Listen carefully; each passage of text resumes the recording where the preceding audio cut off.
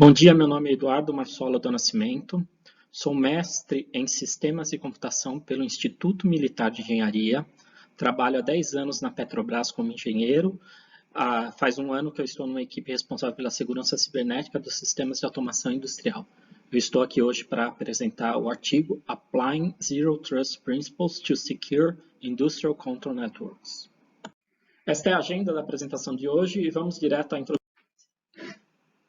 Os sistemas de controle industrial são utilizados por diversas indústrias, como distribuição de energia, manufatura, óleo e gás. Eles têm diversos componentes, como sensores, atuadores, controladores óticos programados, interfaces homem-máquina, estações de engenharia, historiadores, consoles de operação. Esses sistemas de tecnologia operacional possuem características diferentes dos sistemas convencionais de TI. Por exemplo, em TI, um sistema pode ter um ciclo de vida de 2, 3 anos. Num sistema de controle industrial, você pode ter ciclos de vida de 10, 20 anos. Outra característica é a segurança cibernética. Para um sistema de TI, visa proteger a confidencialidade, integridade e disponibilidade de um dado ou informação. Num sistema de controle industrial, a segurança cibernética visa proteger a vida, o meio ambiente, o patrimônio, a disponibilidade da indústria, pois se um controle falhar, você pode ter um acidente grave, causar um dano ao meio ambiente ou até uma morte. Tá? Para isso, a norma ISA 62443 fala que você deve utilizar os princípios de defesa em profundidade para proteger o seu sistema. Esses princípios de defesa em profundidade funcionam mais ou menos como uma cebola. O que está no centro é que vai ser protegido e do lado de fora você tem as ameaças. Então, no caso de um sistema de controle industrial, a rede de controle seria o centro da cebola, onde você tem os atuadores, os sensores, os PLCs, e a internet, onde estão as ameaças, seria a casca. Nele, a rede de controle só fala com a rede de supervisão, não fala com a DMZ, rede corporativa ou internet. Tá? A rede de supervisão fala com a rede de controle e DMZ, não fala com a rede corporativa, internet e assim por diante. Tá? Isso é muito bonito, mas não funciona na prática, porque a gente vê que tem muitos sistemas industriais expostos na internet. Outro ponto é que ele não protege, por exemplo, contra uma estação com vírus, um notebook com vírus que seja conectado diretamente à rede de controle. Ele conectado aqui na rede de controle pode infectar uma HMI que roda o Windows XP, que não tem mais patches de segurança. Então, você precisa proteger isso. Como que eu faço isso?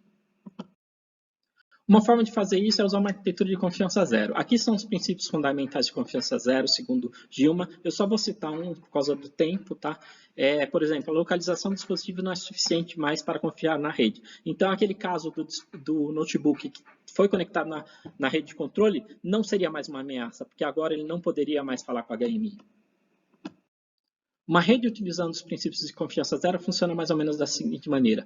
Se eu estou autorizado e autenticado apenas para usar a impressora, então será permitido o fluxo de dados apenas da minha estação para a impressora. Não será permitido, por exemplo, o fluxo de dados da minha estação para uma câmera. Ou um outro exemplo, tá? Uma pessoa que nem está autenticada na rede não vai poder acessar nada nessa rede. Comparando uma rede que utiliza os princípios de confiança zero e que utiliza os princípios de defesa em profundidade. A simplicidade é o que reina na rede que utiliza a confiança zero, como você vê aqui à direita.